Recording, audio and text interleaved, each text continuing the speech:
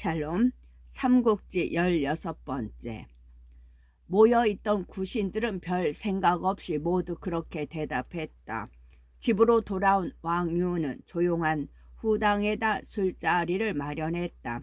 저녁이 되자 여러 공경들은 약속대로 왕윤의 집으로 모였다. 그러나 왕윤의 얼굴에는 기뻐하는 기색이 조금도 없더니 술이 몇 순배 돌기도 전에 얼굴을 가리고 목을 놓아 울었다.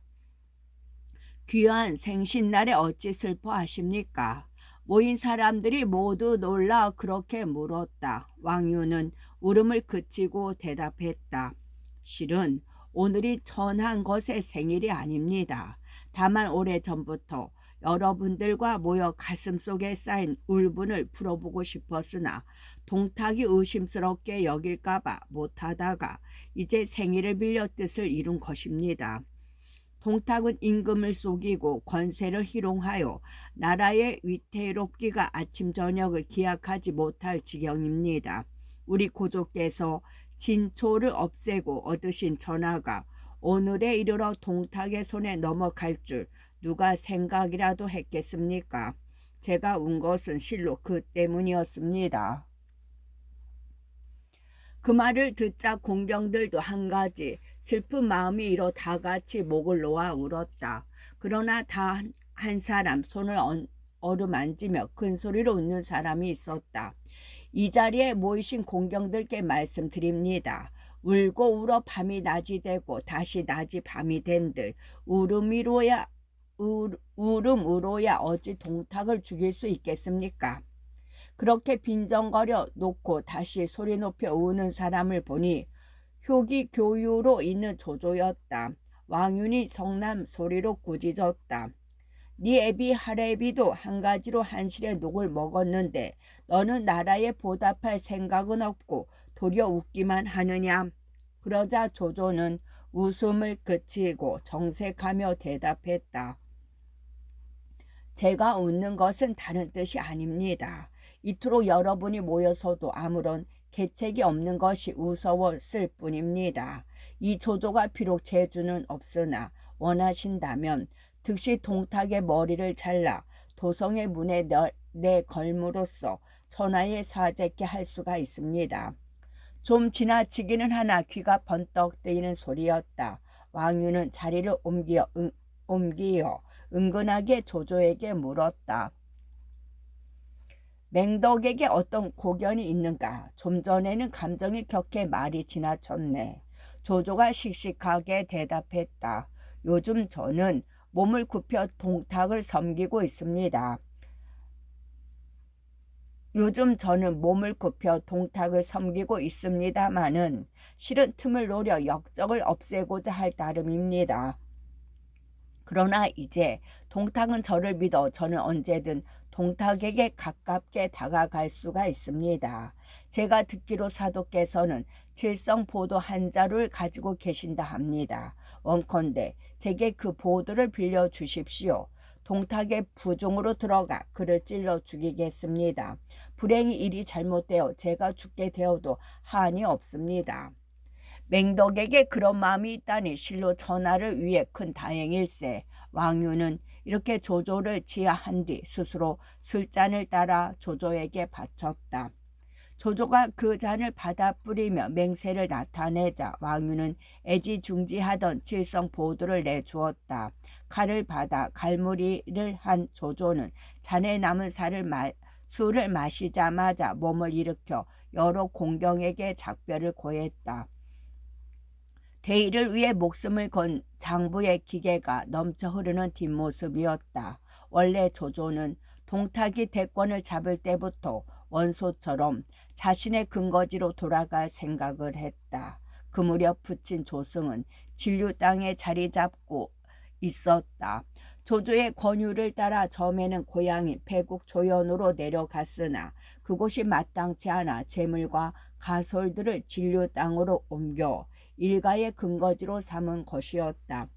따라서 진리로 내려가면 원소만큼은 안 돼도 나름으로는 상당한 세력을 기를 수 있는 조조였지만 조조는 곧 생각을 바꾸고 그대로 낙양에 머물렀다. 한번 그 중심권을 벗어나면 다시 편입되기 어려운 것이 권력의 속성이라는 걸 정치 감각이 밝은 조조는 잘 알고 있었다.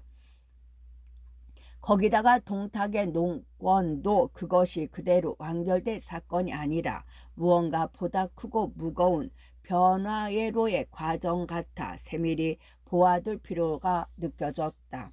그러나 그런 이유에 못지않게 조조를 낙양성에 붙들어 둔 것은 동탁 쪽의 접근이었다.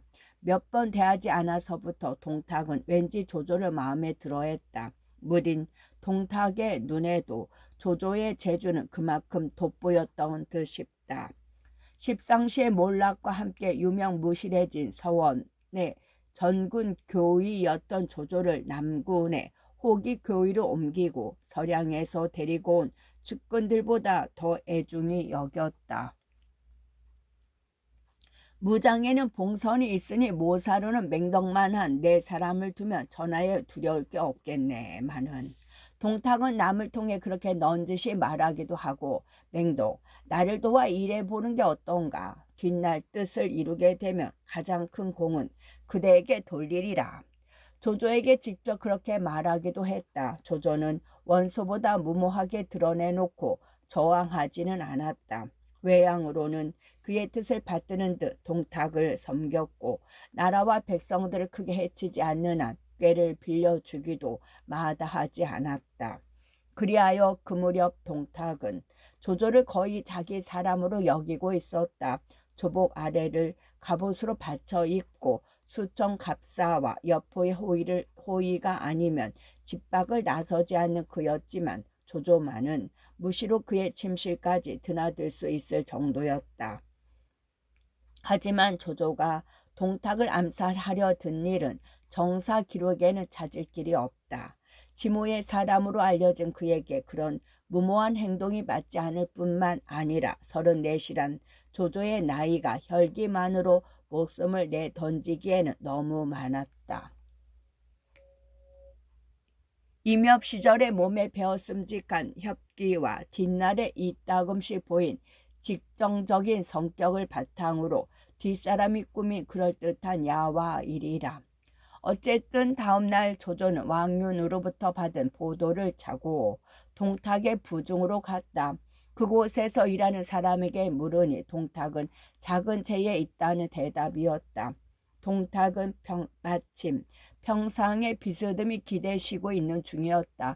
곁에는 여포가 칼을 찬 채 시립하고 있었다. 맹덕은 어찌 이리 늦었는가. 동탁이 들어서는 조조를 보고 물었다. 조조가 애써 태어난 표정을 지으며 대답했다. 제 말이 시원찮아 걸음이 더딥니다. 아무것도 모르는 동탁은 그 말을 듣자 크게 조조에게 선심을 쓸 좋은 기회라 생각했다.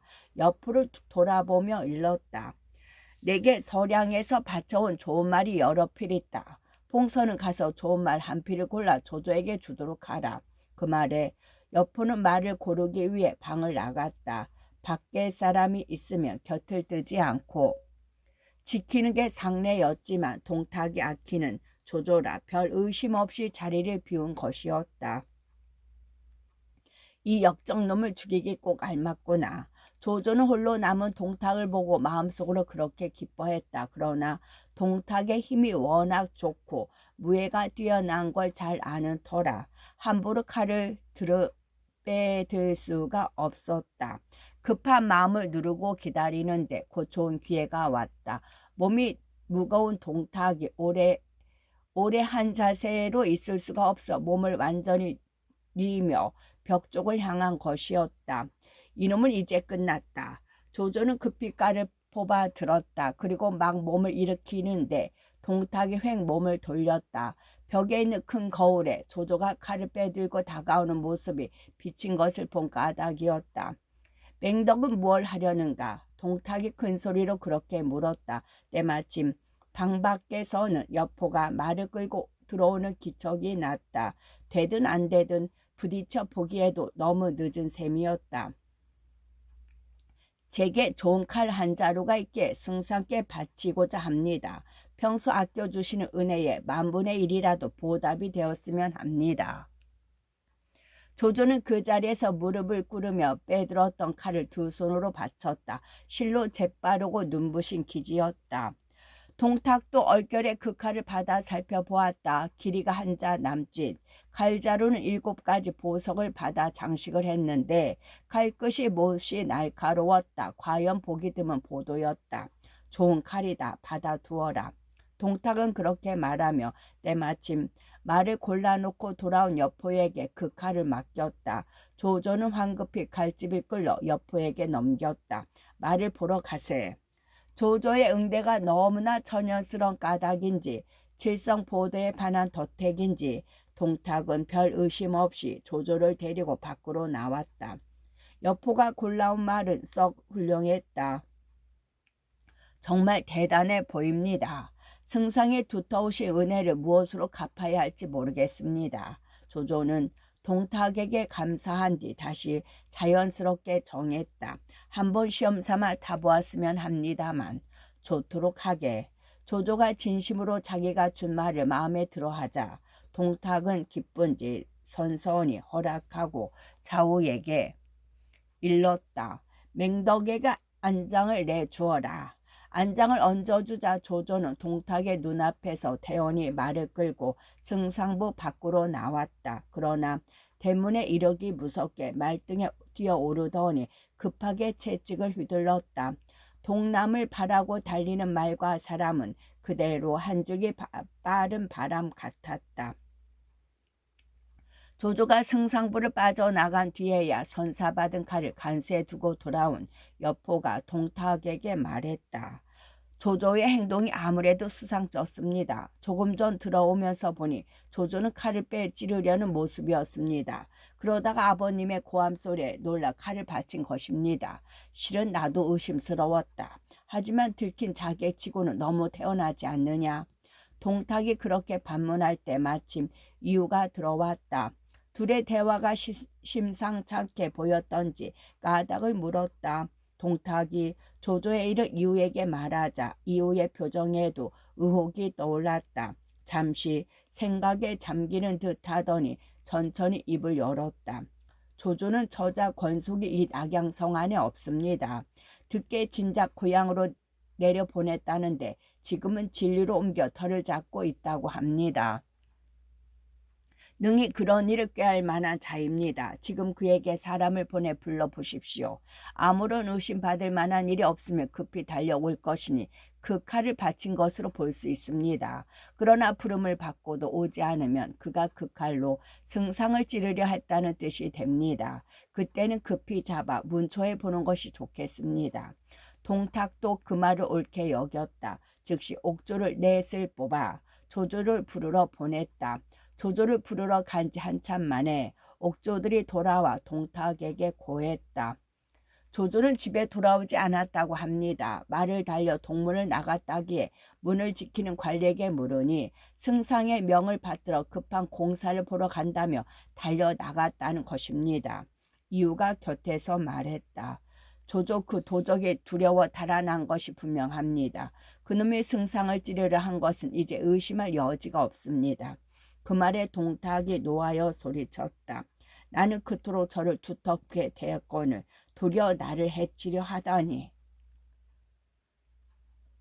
이 일은 반드시 함께 꾸민 자가 있을 것입니다. 조조를 붙들어야만 그 무리를 모두 잡을 수 있습니다. 이유가 다시 그렇게 말하며 조조 잡아들일 일을 재촉했다. 동탁의 마음이 조조에게 기울이지는 것을 걱정해온 터라 한층 그 입이 매웠다. 동탁도 더는 머뭇거리지 않고 조조의 모습을 그린 화상과 함께 공문을 내려 조조를 잡아들이도록 했다.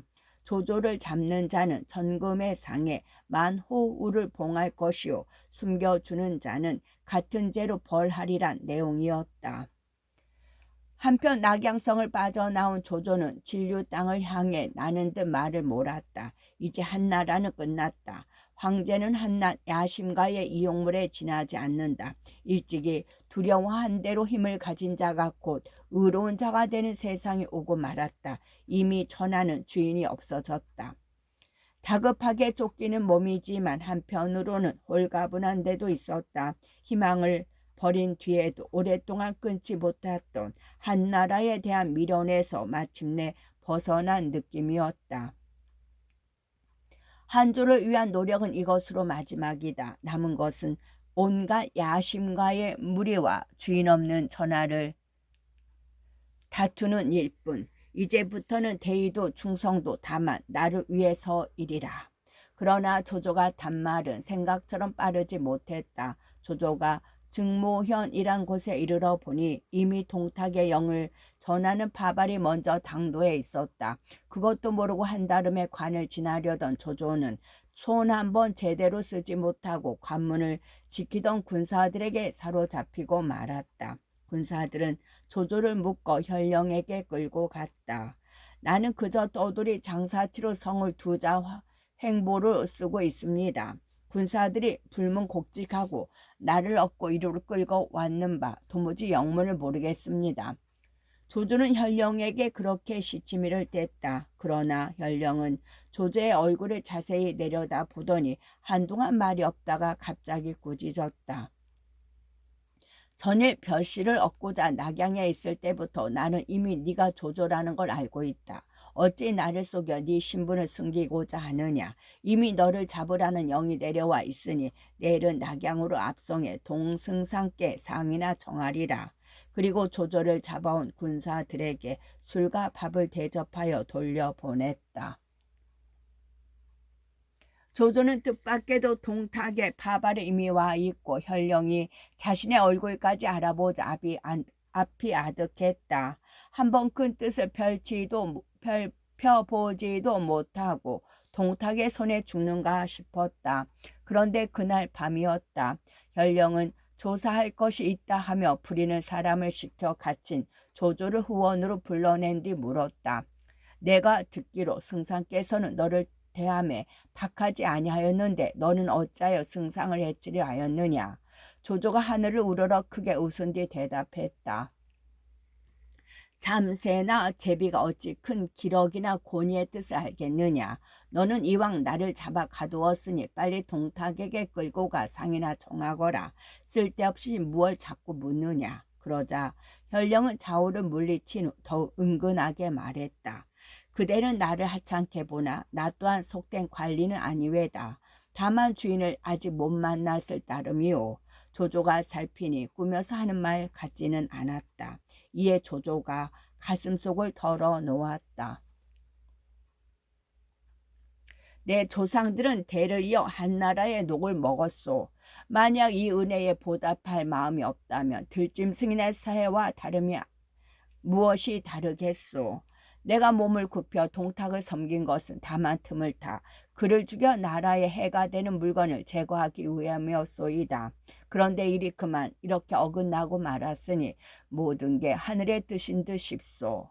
만약 맹덕께서 이곳을 벗어나며 장차 어디로 가시려오. 먼저 향리로 돌아간 뒤 거짓으로나마 제명을 빌려 천하 제후들과 그 군사들을 불러 모을 작정이오. 그래서 다 같이 역적 동탁을 주살하는 게 오직 내가 바라는 바이오. 그러자 현령은 스스로 조조의 결박을 풀고 높은 자리에 앉힌 뒤 두 번 절을 하며 말했다. 공이야말로 참으로 충이 지사요. 놀란 조조가 마주 절을 하며 물었다. 현령의 높은 이름은 어떻게 되시오? 저는 성이 진이요 이름은 궁. 자는 공대로 씁니다. 비록 작은 고을에 현령으로 머물러 있으나 뜻은 비루하고 작지 아니하려고 애쓰던 자에 공의 의기를 보게 되니 실로 감동이 큽니다. 원컨대 이 하찮은 벼슬을 던지고 공을 따라가고자 하니 부디 물리치지 마십시오. 조조는 진궁의 그 같은 말에 자신의 귀를 의심할 정도로 기뻤다. 감사와 함께 그의 뜻을 받아주었다. 진궁은 그 밤 안으로 노자에 쓸 약간의 금은을 거두어 조조와 함께 떠났다.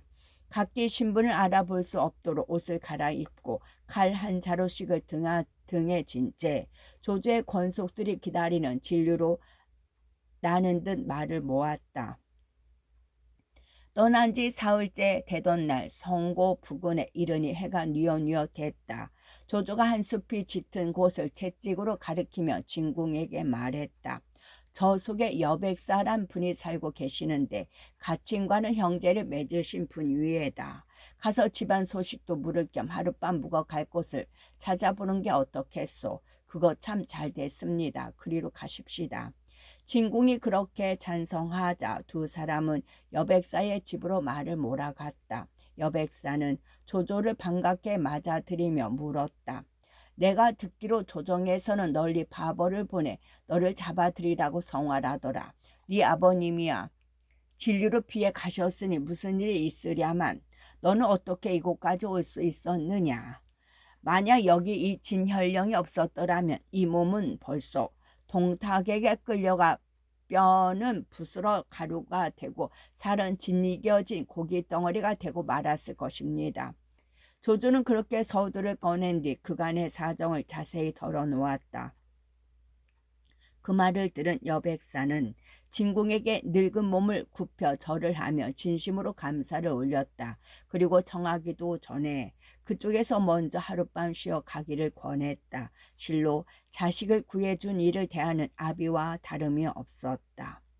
조조와 진궁이 은근히 기뻐하고 있는데 여백사가 문득 몸을 일으키더니 안채로 들어갔다. 한참 후에 돌아온 여백사가 말했다.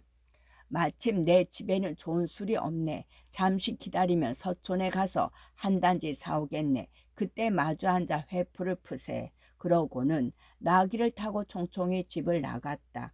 궁하게 쫓겨 다니던 끝이라 그런지 조조의 눈에는 까닭없이 서두르는 것 같이 보였다. 안에 들어가 식구들로부터 무슨 말을 들은 게 아닌가 더러 의심이 났다.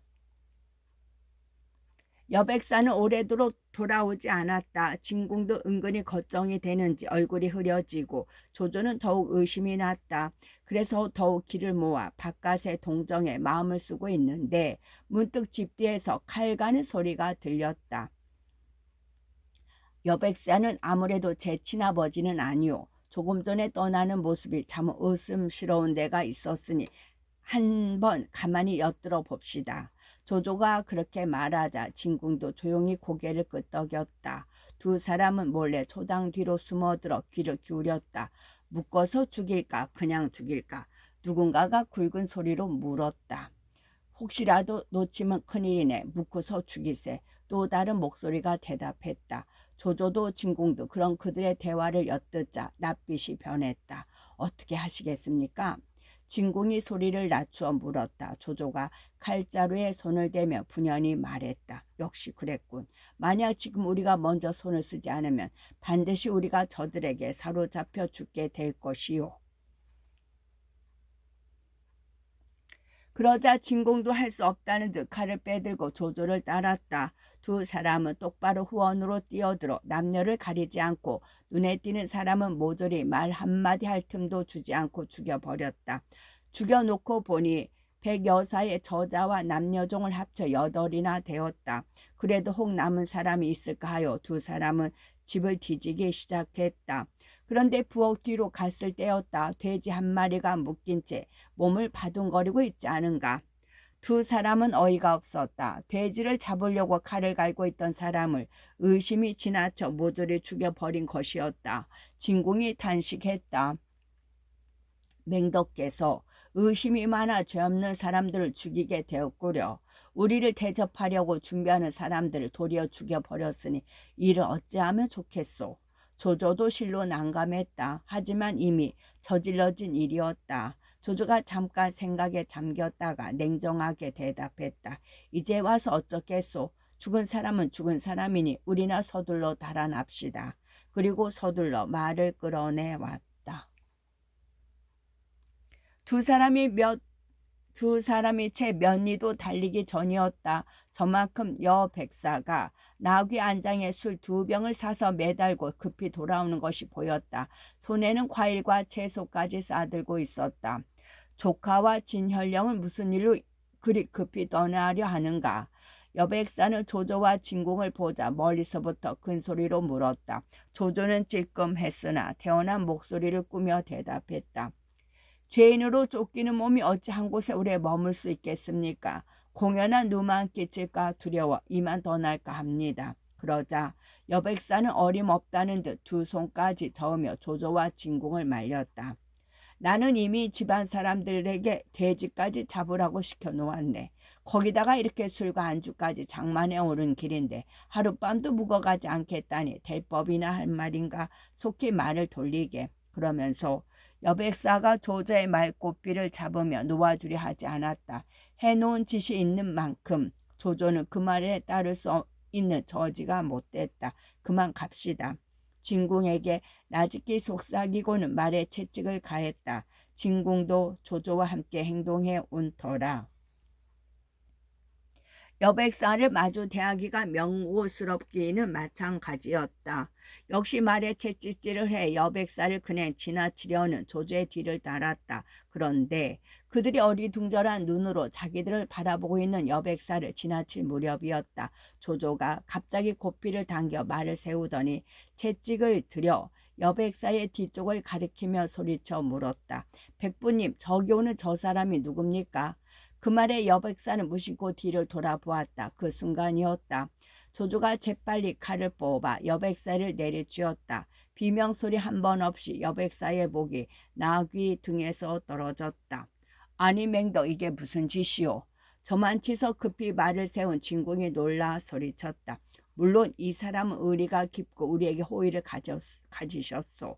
그러나 한번 집에 들어가 권속들이 몰상당한 걸 보면 마음이 달라질 것이요. 결코 우리를 그냥 둘 리 없소. 만약 무리를 모아 우리를 쫓기 시작하면 그 화는 실로 피하기 어려울 것이요. 하지만 그 사람이 죄 없는 줄 알면서도 죽이는 것은 크나큰 불의가 아닐 수 없소. 진궁이 한층 꾸짖는 듯한 목소리로 조조를 반박했다. 조조는 가만히 그를 보다가 낮고 조용하게 대답했다. 차라리 내가 세상 사람들을 저버릴지언정 세상 사람들로 하여금 나를 저버리게 하지는 않을 것이요.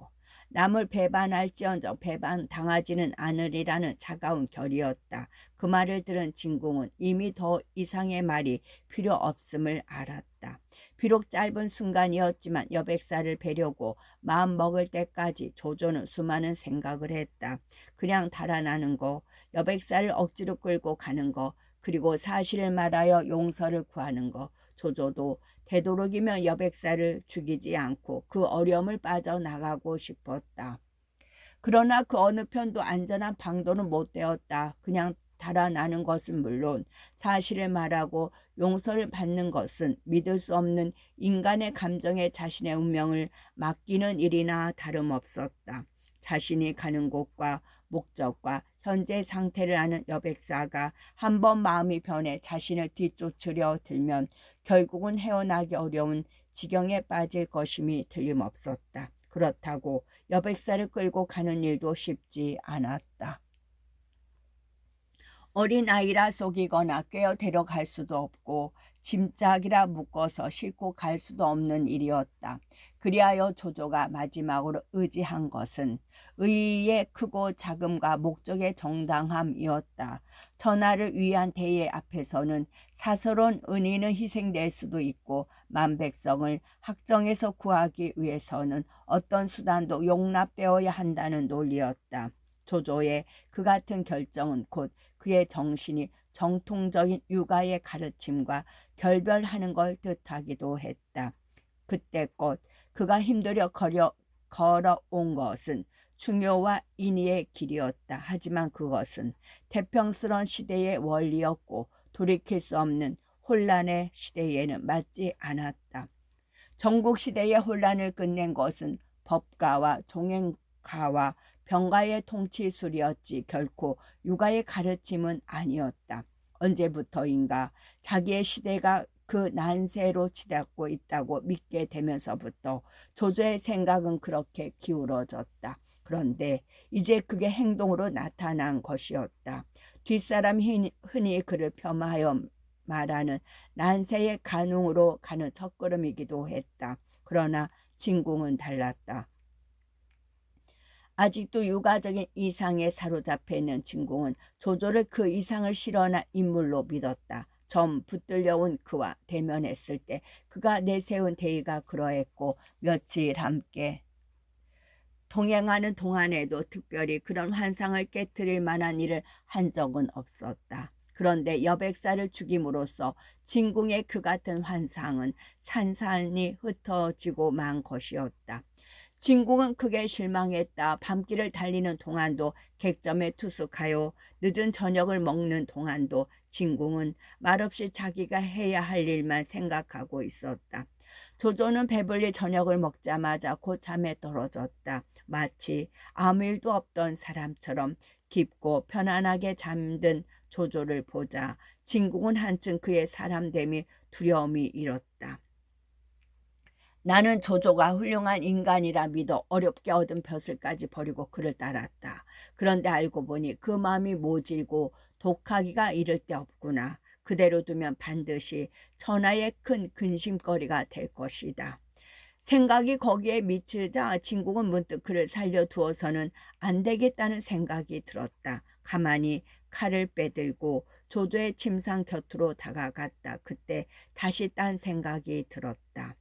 나는 나라를 위해 일하고자 그를 따라 여기까지 왔다. 그를 잘못 본 것이었으나 한때나마 그를 주인으로 섬기려고도 마음먹었다. 그런데 며칠도 안 돼 그를 죽인다니 아무리 그가 불인하다 하나 의로운 일은 되지 못하리라. 거기다가 잠든 자를 찌르는 것은 하찮은 자객이나 할 짓이 아닌가. 차라리 그를 버리고 떠나 달리 좋은 사람을 찾아보는 일이 나으리라. 이런 진궁은 칼을 다시 칼집에 꽂고 짐을 챙겨 밖으로 나왔다. 그리고 마구간에서 메인 말을 끌어내 그 밤으로 어디론가 떠나가 버렸다. 한편 조조는 한참 늘어지게 자고 나니 진궁이 보이지 않았다. 그의 짐이 없어진 걸 보고 짐작은 되었지만 그래도 행여나 하는 마음으로 마구간에 가보았다. 말이 없는 것으로 보아 떠난 것임이 틀림없었다.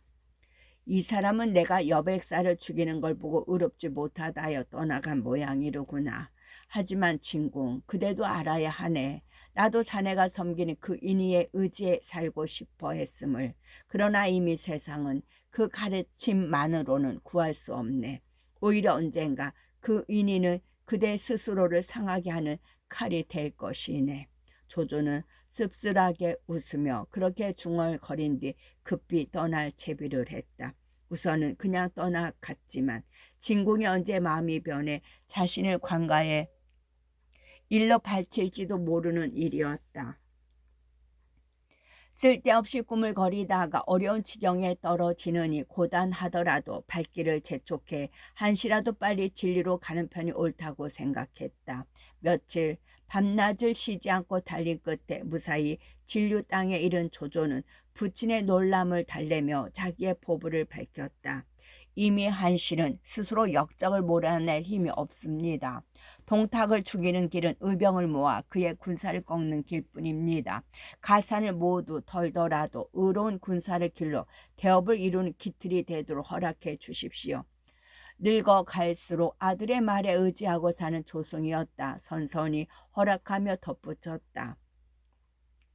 선친께서 물려주신 재물이 적지 않았으나 내가 불초하여 제대로 지키지 못했다. 게다가 연전 억만전을 내어 태위 버스를 산 일로 더욱 줄었으니 자금이 적어 뜻대로 일을 이루지 못할까 걱정이다. 들으니 인근에 효렴 위홍이란 이가 있어 재물은 소홀히 하고 의를 중히 여긴다는구나. 그가 대단한 거부이고 또 네 뜻의 대의에 어그러지지 않으니 한번 도움을 청해 볼 만하다. 만약 그의 도움을 얻을 수만 있으면 네 뜻을 펴기는 어렵지 않을 것이다. 조조에게는 잠옷 요긴한 조원이었다. 이에 조조는 크게 술자리를 벌리고 위홍을 정했다. 조조의 명성은 익히 들은 바라 위홍도 그 청을 받아들였다. 그가 조조의 집에 이르자 조조는 그를 윗자리에 앉게 한 뒤 공손히 절을 하며 입을 열었다. 이제 한실에는 주인이 없고 오직 동탁이 권세를 오르지 하고 있을 뿐입니다. 그가 위로 임금을 속이고 아래로 백성을 해치니 천하 무사람들이 모두 그 고기를 씹지 못해 이를 갈고 있습니다. 조조가 힘을 다해 사직을 붙들여 보러 하나 한스럽게도 너무나 힘이 모자랍니다. 공께서는 충의를 높이 여기시는 지사라 들었기로 부끄러움을 무릅쓰고 감히 도움을 청합니다. 부디 천하 만민을 생각하시어 이 조아무개의 정을 물리치지 말아 주십시오. 진지하고도 간곡한 조조의 목소리였다. 위홍이 대답했다. 나 역시 그 같은 뜻을 품은 지 오래이나 한스럽게도 앞장서 이끌 만한 영웅을 만나지 못했을 따름이요. 이제 맹덕께서 그토록 장한 뜻을 품으셨다니 가산을 흩어서라도 돕고 싶소이다. 바로 조조가 기다리던 대답이었다. 이에 조조는 크게 힘을 얻어 이튿날부터 의병을 모으기 시작했다. 먼저 황제의 명을 사칭하여 충의 지사의 권기를 촉구하는 글을 여러 곳으로 띄운 뒤 커다란 백기에 충의 두 글자를 크게 써서 세워두고 인근의 용사들을 모았다. 그리고 한편으로는 흩어져 은밀히 힘을 기르고 있는 옛 친구들과 피부치들에게도 사람을 보내 때가 왔음을 알렸다. 동탁의 악명이 워낙 높아 충의 두 글자만으로도 조조의 깃발 아래로 모여드는 용사는 많았다. 거기다가 동탁을 찌르려다 실패한 것으로 더욱 높아진 조조의 이름과 하루에 100만 전을 써도 10년은 간다는 위홍의 재산이 겹치니 그야말로 장마철에 비 쏟아지듯 의병들이 모여들었다. 그러나 가장 큰 힘이 된 것은 역시 조조의 부름을 받고 달려온 임협 시절들의 손발들이었다. 맨 처음으로 조조의 마카에 도착한 것은 악진이었다. 양평 위국 사람으로 자를 문겸이라 쓰는 그는 황건난 때 함께 향리를 지키던 용사들을 중심으로 천이 넘는 인마를 이끌고 달려왔다. 몸짓은 작아도 당차고 날래 젊을 때부터 조조의 아낌을 받던 사람인데 조조가 시키는 대로 향리에게 조용히 힘을 기르고 있다가 때맞추어 돌아온 것이었다. 조조는 크게 기뻐하며 우선 그를 사마로 삼아 좌우에 있게 했다. 그 다음에 온 것은 이전이었다.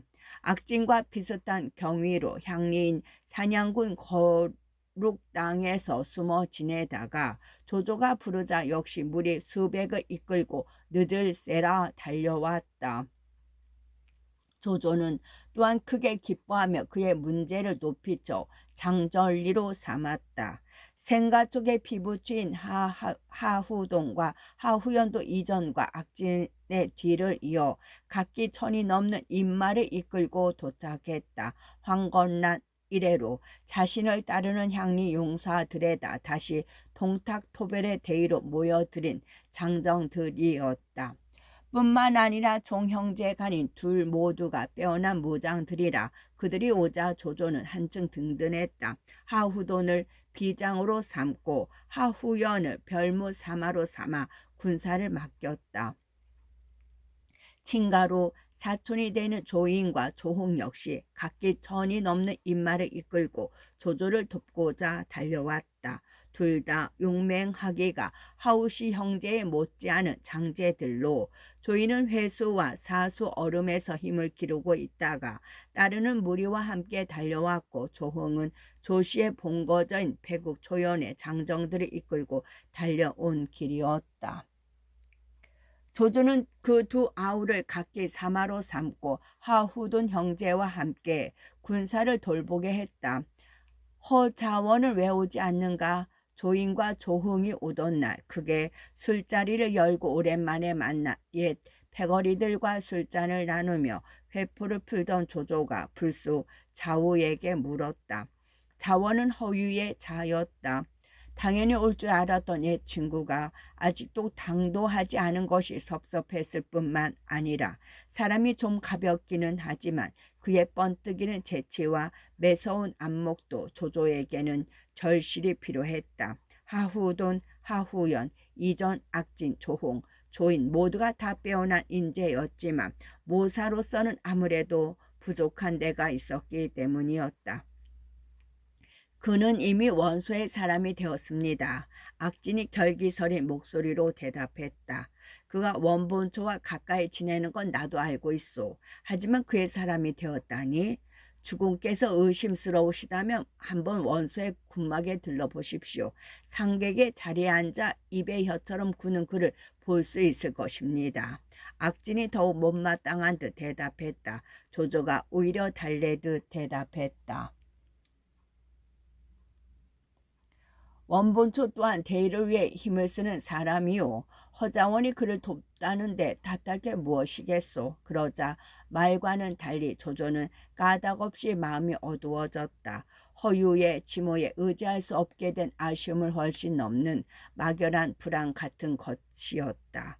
뒷날 원수와 함께 생사를 걸고 천하를 다투게 될 일이 어떤 불길한 예감으로라도 와 닿은 것일까. 그